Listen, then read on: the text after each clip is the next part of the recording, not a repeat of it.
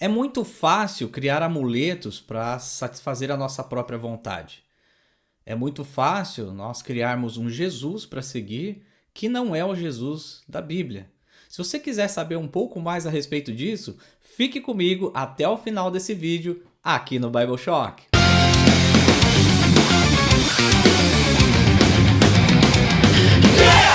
Sejam bem-vindos ao 10º episódio de Bible Shock. Muito obrigado a vocês que estão aqui comigo pela primeira vez e a vocês que têm me acompanhado desde o início. Então, sem mais delongas, abram suas Bíblias em Mateus capítulo 16, versículo 13 em diante. Nós estaremos fazendo essa leitura.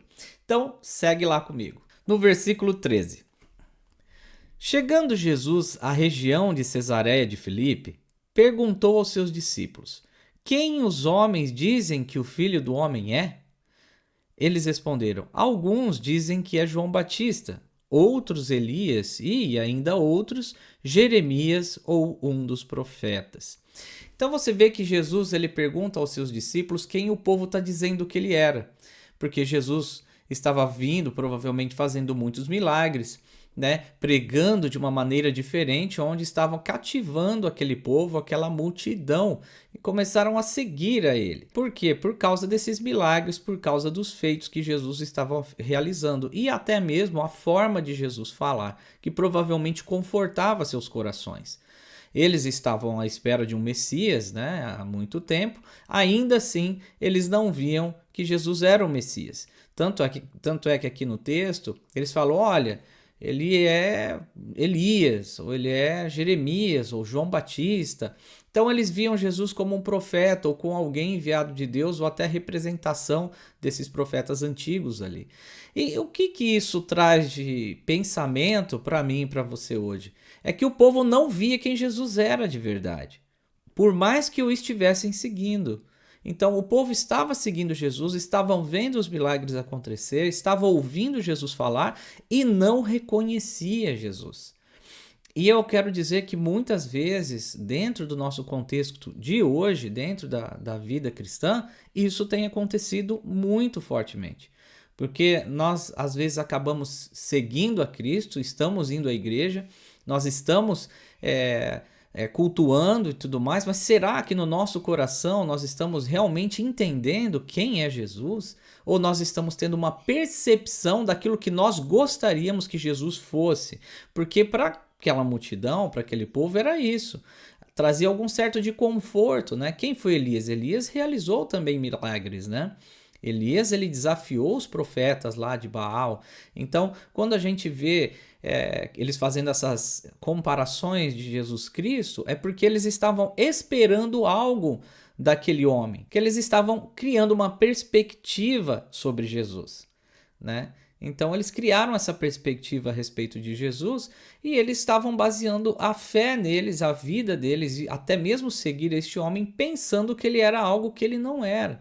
E dentro do nosso contexto hoje, nós acabamos criando também alguns amuletos a respeito do que Jesus é. E eu vejo isso muito, Quando nós vemos pessoas dizendo que Jesus é amor, mas dentro de um amor humano, dentro de um amor que ele é tão amoroso que ele nunca vai corrigir. É muito legal que quando João descreve a respeito de Jesus em Apocalipse, Jesus está como um juiz, Aquele que vem julgar. Então, nós temos que entender que Jesus é Deus. Mas nós criamos perspectivas a respeito desse Jesus durante a nossa caminhada, assim como esse povo estava fazendo. Isso é perigoso, porque pode ser que nós estamos seguindo a Jesus não o conhecendo. Estamos seguindo a Jesus não fazendo parte dele. Estamos seguindo a Jesus totalmente para que nós venhamos a viver uma vida para nós mesmos. Então nós criamos esse amuleto para que nós pudéssemos ser, para que eu me satisfaça, por exemplo, E não é sobre isso. Nós temos que entender quem Cristo é. E isso estava acontecendo com aquele povo ali, tá? Então vamos continuar a leitura. E vocês? Perguntou ele. Quem vocês dizem que sou? Simão Pedro respondeu: Tu és o Cristo, o Filho do Deus vivo. Respondeu Jesus: Feliz é você, Simão, filho de Jonas, porque isto não lhe foi revelado por carne ou sangue, mas por meu Pai que está nos céus. Então, Jesus, ele fala que foi revelado aos discípulos, ali quando Pedro responde a ele, de ele ser o Filho de Deus, é que foi revelado pelo Pai. E é isso que não aconteceu com o povo. O povo ainda estavam com seus amuletos. Eles não entendiam quem era Jesus. Mas o Pai o havia revelado aos discípulos. O Pai o havia revelado a Pedro ali quem era Jesus. E é onde ele fala: Tu és o Cristo, o Filho do Deus vivo. E reconhecer Jesus, reconhecer quem ele é, significa que nós estamos vivendo uma vida de acordo com a vontade de Deus, porque quem abre a nossa mente para crer é Deus. O próprio Jesus afirma isso aqui em relação aos discípulos, em relação ao que Pedro responde a ele. Olha, o entendimento que você tem de que eu sou o Cristo, o Filho do Deus vivo, veio do Pai. O Pai lhe revelou. Foi o Pai. Então, se o Pai não abrir a nossa mente para entender quem Cristo é, nós vamos, infelizmente, seguir muitos Cristos ao longo da caminhada, que não é o verdadeiro. Nós vamos fazer muitos Cristos de acordo com aquilo que nós pensamos que é certo, mas não o Cristo revelado pelo Pai. E isso nós temos que tomar um cuidado, que a gente venha estar sempre orando, buscando a direção do Senhor, para que Deus sempre venha estar revelando ao nosso coração como seguir, aonde seguir, e para que nós não venhamos a nos desviar desse caminho, nós não venhamos nos desviar daquilo que Jesus é. Isso é uma confissão maravilhosa de Pedro a respeito disso. Lembra? Esse texto começa com Jesus perguntando quem o povo diz que ele é. E aí ele vem e ele afirma aqui, ele continua aqui falando, perguntando para os discípulos: quem vocês dizem que sou? E aí os discípulos respondem: tu és, né? Pedro responde: tu és o Cristo, Filho do Deus vivo. E Jesus afirma que isto foi revelado pelo Pai, que foi Deus que o revelou a eles. Vamos continuar aqui então. Eu lhe digo que você é Pedro, e sobre esta pedra edificarei a minha igreja, e as portas do Hades não prevalecerão contra ela. Então Jesus ele começa aqui perguntando quem as pessoas dizem que ele é. E aí Pedro responde, depois ele pergunta para os discípulos: quem vocês dizem que sou? Pedro responde: tu és Cristo, o Filho do Deus vivo. Então quando Jesus vem e fala aqui: eu lhe digo que você é Pedro, e sobre esta pedra edificarei a minha igreja, Jesus não está falando sobre Pedro, Jesus está falando de si mesmo, que ele já inicia perguntando quem o povo diz que ele é. Então é sobre a confissão de Pedro é que Jesus está falando aqui. Qual confissão? De que Jesus é o Cristo, o Filho de Deus, o Filho do Deus vivo.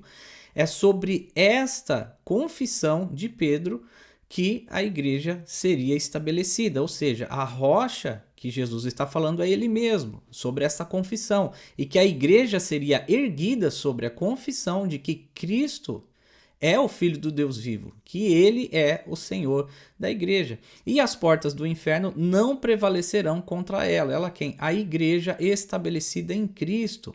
Né? Então é isso que o texto está falando aqui. Jesus ele já inicia esse capítulo fazendo a pergunta de quem o povo diz que ele é. Depois ele pergunta aos discípulos quem eles dizem que Jesus é. E aí depois que Pedro confessa mediante aquilo que Deus o revelou, como o próprio Jesus diz, Jesus fala: tu és Pedro, e sobre esta pedra edificarei a minha igreja. E esta pedra que ele fala é sobre a confissão de Pedro. E às vezes você vai falar assim: mas como assim? Ele fala: tu és Pedro, né? Exatamente, você é Pedro, e sobre a sua confissão, seria isso, edificarei a minha igreja. Então, para mostrar que Jesus é a pedra angular, a Bíblia ela fala o tempo inteiro que Jesus é a rocha. Então a gente pode ir para alguns textos bíblicos mostrando que Jesus é esta rocha. Também nós vamos ler alguns pais da igreja, a patrística, deles também afirmando que o que Jesus está falando é sobre a confissão de Pedro e não de Pedro. Tá certo? Olha só, em Efésios 2, no versículo 19, Paulo fala assim, ó: portanto, vocês já não são estrangeiros nem forasteiros, mas concidadãos dos santos e membros da família de Deus, edificados sobre o fundamento dos apóstolos e dos profetas, tendo Jesus Cristo como pedra angular, no qual todo edifício é ajustado e cresce para tornar-se um santuário santo no Senhor. Então, Paulo fala que a pedra angular é Cristo. E o fundamento que ele está falando aqui dos apóstolos e dos profetas é o fundamento baseado na confissão de Pedro, de que ele era o Cristo, o Messias, o Filho do Deus vivo, porque os apóstolos estavam divulgando as boas novas de que o Messias havia vindo e os profetas profetizaram a respeito do Messias. Então é esse o fundamento, e este fundamento está na rocha que é Cristo. Então nós estamos nessa rocha que é Cristo. A igreja, ela é fundamentada em Cristo, né? Então isso já fala. Pedro também, quando a gente vai lá para 1 Pedro, 1 de Pedro, no capítulo 2, versículo 4, ele fala assim, o próprio Pedro, ó, à medida que se aproximaram dele, a pedra viva, rejeitada pelos homens, mas escolhidas por Deus e preciosa para ele, vocês também estão sendo utilizados como pedras vivas na edificação da casa espiritual para serem sacerdócio santo, oferecendo sacrifícios espirituais aceitáveis a Deus por meio de Jesus Cristo. Pois assim é dito nas Escrituras: eu ponho em Sião uma pedra angular, escolhida e preciosa, e aquele que nela confia jamais será envergonhado. Portanto, para vocês, os que creem, esta pedra é preciosa, mas para os que não creem, a pedra que os construtores rejeitaram tornou-se a pedra angular, e pedra de tropeço e rocha que faz cair. Os que não creem tropeçam, porque desobedecem à mensagem, para o que também foram destinados.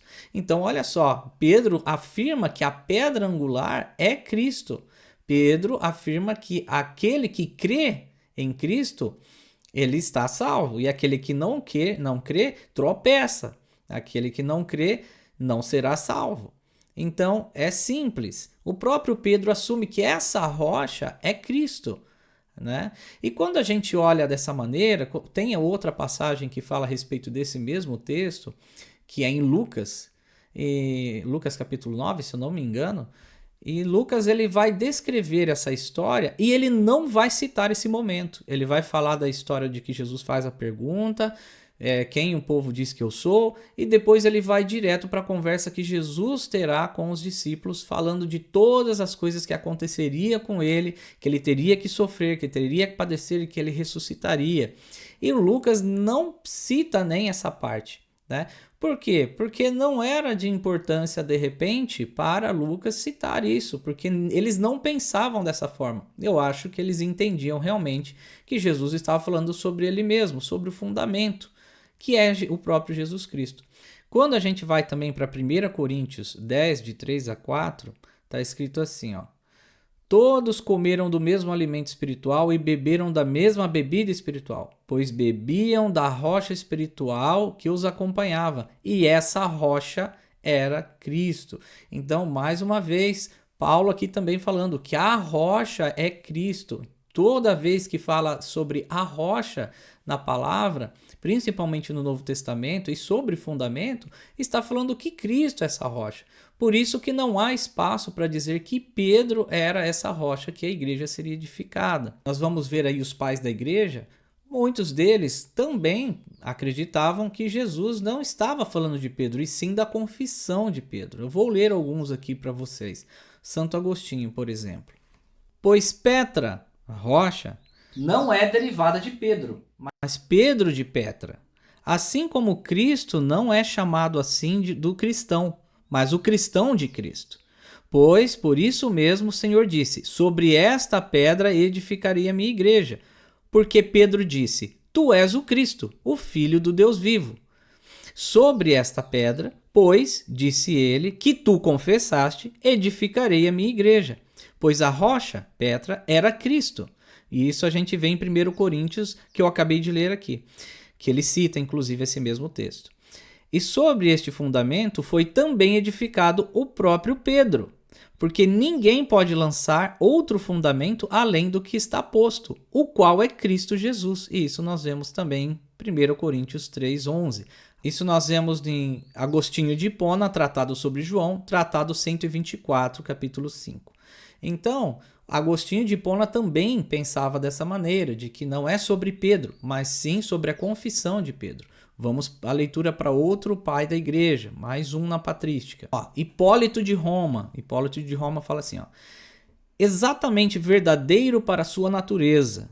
Em seguida, a declaração do pai. Este é meu filho, havia revelado a Pedro que ele deveria confessar que tu és o filho de Deus, pois nas palavras, isto é, Deus, o revelador, o aponta, e a resposta tu és é a recepção do crente à verdade. E esta é a rocha da confissão sobre a qual a igreja é construída. Isso é Hipólito de Roma sobre a Trindade no livro 6, capítulo 36. Vamos também a outro pai da igreja aqui. Agora João Crisóstomo, São Crisóstomo. Ele fala deste momento coisas humildes em seu caminho para a sua paixão, para que ele possa mostrar sua humanidade, pois aquele que construiu sua igreja sobre a confissão de Pedro e a fortaleceu tanto que 10.000 perigos e mortes não prevalecerão contra ela. Mais uma vez, Crisóstomo, aqui mais um dos pais da igreja, confessando de que é sobre a confissão de Pedro e não sobre Pedro. Isso está ali na homilia 82:3 sobre Mateus. Agora, por fim aqui, eu vou ler mais um, tem vários outros, mas eu vou ler só estes. São Tomás de Aquino, ele fala assim: e assim também, no tempo da graça, na revelação feita aos apóstolos, sobre a fé na unidade e na trindade, se funda toda a fé da igreja, como está no Evangelho, sobre esta pedra. Isto é, na tua confissão edificarei a minha igreja. São Tomás de Aquino, na Suma Teológica, parte 2, questão 174, artigo 6. Então, os pais da igreja, a maioria deles também criam dessa maneira, que não era sobre Pedro, e sim sobre a confissão de Pedro, sobre aquilo que Pedro havia confessado sobre Cristo ser o Filho do Deus vivo, sobre ele ser o Filho de Deus. Assim como estes pais da igreja, muitos outros também criam que era sobre a confissão de Pedro que Jesus estava falando. Por quê? Porque o próprio texto, fazendo uma exegese dele, mostra que Jesus já vem na sequência de perguntas. Quem o povo diz que eu sou? Quem vocês dizem que eu sou? E quando Pedro confessa, ele fala, tu és Pedro, sobre esta rocha edificarei a minha igreja. Que rocha? A confissão de Pedro. Então, os pais da igreja aqui também acreditavam dessa maneira, de que não era sobre Pedro que Jesus estava falando. E que as portas do inferno não prevalecerão contra ela. Contra quem? Contra a igreja, que está fundamentada nessa confissão. Que confissão? De que Cristo é o Messias, de que ele é o Filho do Deus vivo. Na confissão de que ele é Deus. Amém? Aleluia. Versículo 19. Eu lhes darei as chaves do reino dos céus, e o que você ligar na terra terá sido ligado nos céus, e o que você desligar na terra terá sido desligado nos céus. Então, essa linguagem ligar e desligar, entre os rabinos, entre o ensino, ela tinha a ver com permitir e não permitir. Mas Jesus não fala isso somente para Pedro. Mais para frente, no capítulo 18, no versículo 18, Jesus fala isso para todos os apóstolos. Eu vou mostrar para vocês aqui, lendo um pouquinho antes, para que vocês entendam o contexto em que Jesus fala sobre ligar e desligar. Lembrando que Jesus está falando da igreja, assim como está falando da igreja aqui. Vamos lá. No versículo 15, se o seu irmão pecar contra você, vá a sós com ele, mostre o erro, e se ele o ouvir, você ganhou seu irmão. Mas se ele não ouvir, leve consigo mais um ou dois outros, de modo que qualquer acusação seja confirmada pelo depoimento das 2 ou 3 testemunhas. Se ele se recusar a ouvi-los, conte à igreja. E se ele se recusar a ouvir também a igreja, trate-o como pagão ou publicano. Digo-lhes a verdade: tudo que vocês ligarem na terra será ligado nos céus, e o que vocês desligarem na terra será desligado nos céus. Então Jesus dá primeiro uma instrução. Vocês simplesmente não vão desligar esse cara. Ele só será considerado um pagão se, passando por todo esse processo aqui, ele ainda não ouvir, ou seja, ele realmente não tem nada com o reino de Deus, não tem nada com Cristo. Então Jesus está falando sobre questões da igreja, sobre como tratar a igreja, questões litúrgicas, doutrinárias. Então Jesus ensina eles aqui e fala que o que eles ligarem na terra será ligado nos céus e o que eles desligarem será desligado. Relacionado a quê? Relacionado a alguém que, não obedecendo, não se submetendo às coisas da igreja, mesmo com todo esse esforço feito por eles para que esse irmão confessasse seus erros, seus pecados, e ainda assim esse irmão se mantém orgulhoso, continuando a envergonhar até mesmo ali a igreja de alguma maneira, não dando ouvidos, não querendo ser tratado, e aí Jesus fala para considerá-lo como um pagão ou um publicano. O que significa isso? Ele não é cristão. Então aí ele dá autoridade à igreja, ou seja, aos apóstolos, aos discípulos que estavam iniciando a igreja ali, de o que eles decidirem a respeito desta pessoa, o céu reconheceria. Baseado nisso, não é que as coisas que ele decidir, que uma pessoa decidir ou os apóstolos decidirem, simplesmente serão mudadas espiritualmente. As coisas de Deus em relação à salvação, elas são imutáveis, elas acontecem daquela forma e não tem outra forma.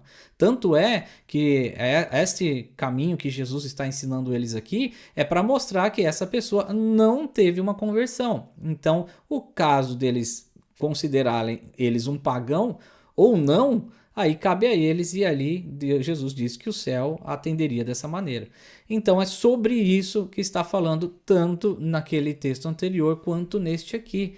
Nós temos que tomar cuidado com essas afirmações. E sobre as chaves, quando Pedro fez a sua primeira pregação e milhares de pessoas se converteram a Deus, ali iniciou-se a igreja.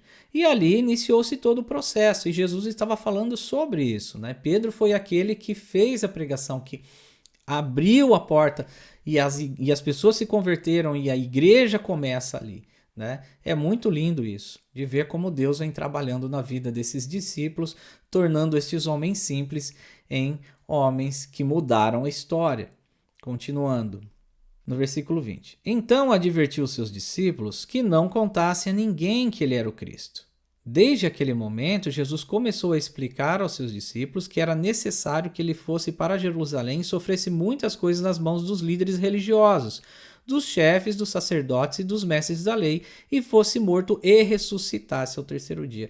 Ou seja, tudo isso, ou seja, o início da igreja, todas essas coisas aconteceriam mediante a esse acontecimento que Jesus está explicando para os discípulos aqui. Então Jesus fala, olha, não conte a ninguém, e eu vou contar aqui para vocês tudo que vai acontecer comigo. Então Jesus contou para eles toda a paixão, todo o sofrimento, tudo que aconteceria com ele. Né, para os discípulos, para eles saberem, entenderem que o início da igreja, a rocha, né, que a igreja seria fundamentada, passaria por esta situação. Então, tudo isso fazia parte de um processo. Então, quando a gente olha ali o texto, Jesus perguntando quem o povo diz que eu sou, depois quem vocês dizem que eu sou. E aí Jesus vem e fala sobre o início da igreja. Olha, estou dando a chave aqui do reino, né, onde se iniciou ali quando Pedro fez a sua primeira pregação, muitos vieram à igreja. Olha, que vocês ligarem, desligarem na terra, é o mesmo assunto que nós acabamos de tratar aqui, as questões litúrgicas da igreja, isso também está na mão de vocês, né? E aí Jesus conta tudo o que ia passar para que essas coisas acontecessem. Então Pedro, chamando-o à parte, começou a repreendê-lo dizendo: Nunca, Senhor, isso nunca te acontecerá. Jesus virou-se e disse a Pedro: Para trás de mim, Satanás, você é uma pedra de tropeço para mim, e não pensa nas coisas de Deus, mas nas coisas dos homens. Então Jesus disse aos seus discípulos: Se alguém quiser acompanhar-me, negue-se a si mesmo, tome a sua cruz e siga-me. Então, depois de Jesus falar tudo isso, Pedro vem, acredito que numa boa vontade, mas na forma errada, tentar ali, não, Jesus, não vão permitir que nada, afaste-se de mim, Satanás. Né? Você não vai impedir aquilo que eu acabei de te contar, porque isso tudo é para acontecer. Né? A inimigo, né? Não vem aqui me incomodar. Eu vou passar por isso. Você pensa nas coisas dos homens. Então Jesus mesmo fala que você é uma pedra de tropeço para mim. Jesus usa essa mesma expressão a respeito da pedra, né? Não, você não vai me impedir de fazer aquilo que eu fui chamado para fazer, né? Então, Jesus pega e coloca Pedro no lugar dele ali naquele momento. E Jesus fala uma coisa muito, muito importante. Vamos lembrar aqui.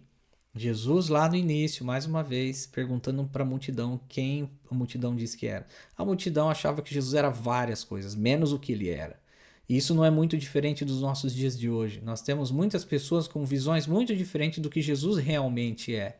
Infelizmente, né? Jesus não é um amuleto para nos satisfazer, meus amigos. Jesus é o Cristo, Filho do Deus vivo. Aleluia. Não é sobre mim, é sobre ele e é para ele. E Jesus fala aqui, ó, se você quiser seguir-me, negue-se a si mesmo. Por quê? Porque não é sobre nós. Não é eu criar um Jesus para mim. Eu tenho que negar a mim mesmo. Eu tenho que negar a minha carne. Eu tenho que negar tudo aquilo que eu sou para viver tudo para ele. Jesus fala, negue-se a si mesmo. Tome a sua cruz e me segue. Por que tome a sua cruz e me segue? Morra comigo. Morra comigo naquela cruz. Porque você morrendo comigo naquela cruz, você vai ressuscitar comigo naquela cruz como uma nova criatura. Negue-se a si mesmo. A gente não pode achar que nós vamos criar um Jesus, do achismo para nós. Jesus pede para que a gente negue a nós mesmos todos os dias. Que a gente tome a nossa cruz e o siga. Siga para onde? Para a morte. Para a nossa morte, para a morte do nosso eu. Para que a gente possa ressuscitar com ele como nova criatura. Isso Paulo explica muito bem na carta aos Efésios, na carta aos Gálatas e em Romanos. Glórias a Deus pelo que Cristo fez na cruz. Glórias a Deus que ele passou por tudo isso que ele disse para os apóstolos aqui que ele passaria. Porque se ele não tivesse feito isso por nós, nós hoje ainda estaríamos presos em nossos delitos, em nossos fracassos. Ainda assim, meus amados, se nós estamos supostamente seguindo a Cristo e nós não morremos para nós mesmos, está na hora da gente parar e pensar. Está na hora da gente morrer para nós mesmos para viver para Cristo. Negue-se a si mesmo. Diga não à sua vontade, diga não à sua carne, para dizer sim à vontade de Deus, para dizer sim ao reino de Deus na sua vida, meu querido. Em nome de Jesus, negue-se a si mesmo. E eu quero finalizar esse vídeo aqui. Jesus, ele vem e pergunta para a multidão, pergunta para os discípulos, quem que a multidão diz que eu sou? Eles pensavam várias coisas. O que você tem pensado que Jesus é? Qual é o Jesus que você criou em sua mente, na verdade, para seguir? Porque o Jesus, aquele do qual Deus revelou a Pedro, aquele do qual a igreja é baseada na confissão de Pedro, esse Jesus, ele diz para mim e para você que a gente tem que negar a nós mesmos. Não é sobre massagear o nosso coração e o nosso ego, mas é sobre a gente se render aos pés do senhorio do nosso Senhor Jesus Cristo. E não é sobre nós, é sobre Ele. Todas as coisas foram feitas por Ele e para Ele. Quando a gente vê lá em Efésios capítulo 1, que antes da fundação do mundo, Jesus já havia nos predestinado para sermos santos e irrepreensíveis na vontade, na presença dEle. Por quê? Porque todas as coisas foram feitas por Ele, por intermédio dEle, tudo converge em Cristo. Então o nosso coração não pode estar vivendo para nós mesmos e para Jesus ao mesmo tempo. Ou ele vive para Jesus o tempo todo, ou nós estamos vivendo para nós mesmos, totalmente afastado do Senhor Jesus Cristo. Que você e eu analisemos essa mensagem, essa ministração hoje, e que a gente venha fazer uma análise interna sobre aquilo que nós temos vivido realmente a respeito desse Jesus que muitas vezes nós dizemos seguir. Nós temos negado nós mesmos para viver para Ele? Se não, meu querido, eu espero que isso mude hoje na sua vida. Que isso mude hoje, em nome de Jesus Cristo. E eu finalizo esse vídeo pedindo ao nosso Deus para que Ele tenha misericórdia de nós para que a gente venha viver uma vida cada vez mais longe da nossa vontade, mas sim perto da vontade do nosso Senhor Jesus Cristo. Amém. Muito obrigado a vocês que assistiram o vídeo até aqui. Eu espero que vocês tenham gostado do conteúdo. Se gostou do conteúdo, clique no like, se inscreva no canal, comente, compartilhe para que o YouTube entenda que é relevante e espalhe a mensagem do Evangelho para mais pessoas. Então, eu fico por aqui e vejo vocês no próximo episódio aqui no Bible Shock. Tchau!